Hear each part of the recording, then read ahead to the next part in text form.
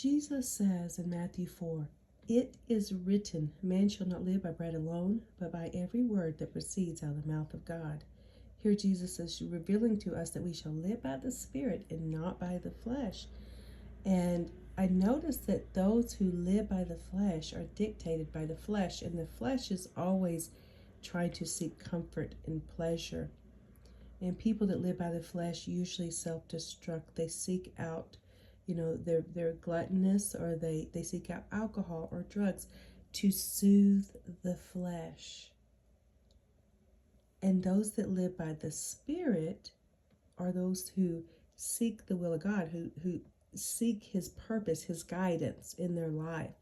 And so if you live by the Spirit, you have more self-control instead of being dictated by the things of the flesh. And this is what Jesus is saying here. He says, you can't live by bread alone.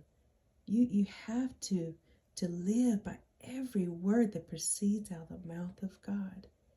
And that's the difference between the two, my friends, because when you live by the Spirit, which is eternal, you are on the pathway of purpose.